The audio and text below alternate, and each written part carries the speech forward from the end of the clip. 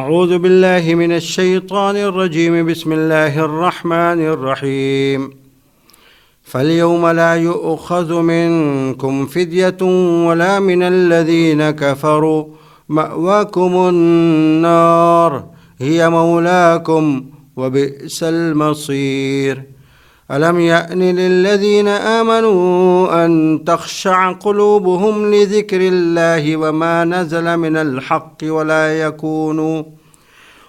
يكونوا كالذين أوتوا الكتاب من قبل فطال عليهم الأمد فقست قلوبهم وكثير منهم فاسقون اعلموا أن الله يحيي الأرض بعد موتها قد بينا لكم الآيات لعلكم تعقلون صدق اللہ مولانا العظیم۔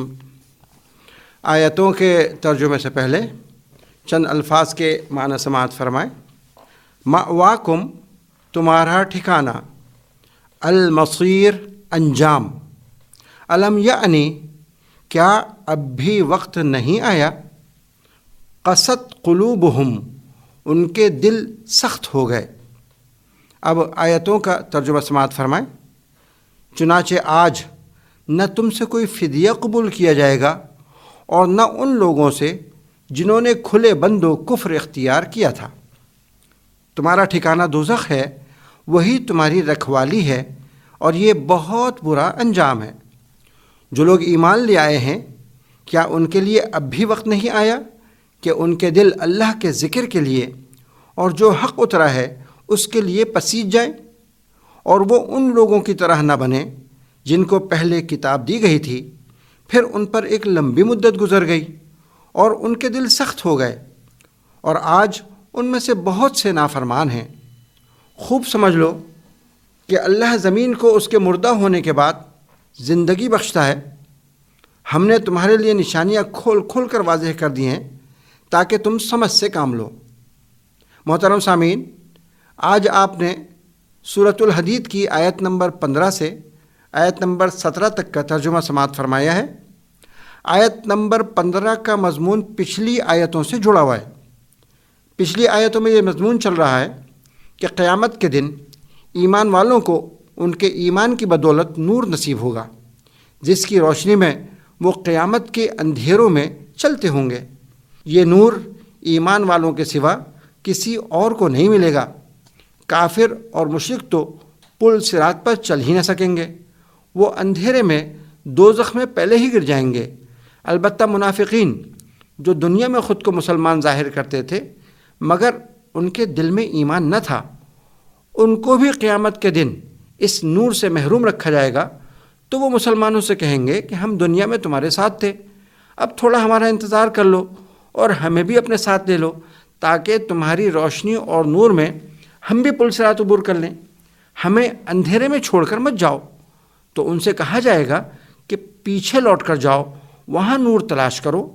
اسی دوران مسلمانوں اور منافقین کے درمیان ایک دیوار کھڑی ہو جائے گی جس پر منافقین واویلا کریں گے۔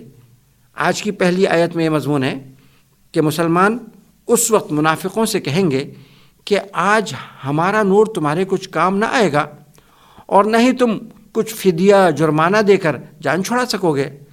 تمہارا اور کافروں کا ایک ہی انجام اور ایک ہی ٹھکانہ ہے جو دوزخ ہے، اور واقعی وہ بڑا برا ٹھکانہ ہے۔ اگلی دو آیتوں میں ان ایمان والوں کو خطاب ہے جو ہیں تو مومن لیکن غفلت کی وجہ سے طاعات میں سستی کرتے ہیں، گناہوں سے بچنے کا بہت اہتمام نہیں کرتے۔ ان کو نصیحت کی جا رہی ہے کہ مسلمانوں کو اہل کتاب یہودیوں اور عیسائیوں کی طرح ہرگز نہ ہونا چاہیے۔ یہ اہل کتاب تو اپنی عمر خواہشات اور غفلتوں میں گزار دیتے ہیں، ان کے دل زمانہ دراز تک غفلت و شہوت پرستی کی وجہ سے پتھر ہو گئے ہیں۔ ان کو آخرت کا خیال اور خدا کے سامنے حاضری کا کبھی احساس ہی نہیں ہوتا۔ ایمان والوں کو تو ایسا ہرگز نہ ہونا چاہیے۔ ان کا دل نور ایمان کی بدولت اللہ کی نصیحت اور حکم خداوندی کے لیے نرم ہونا چاہیے۔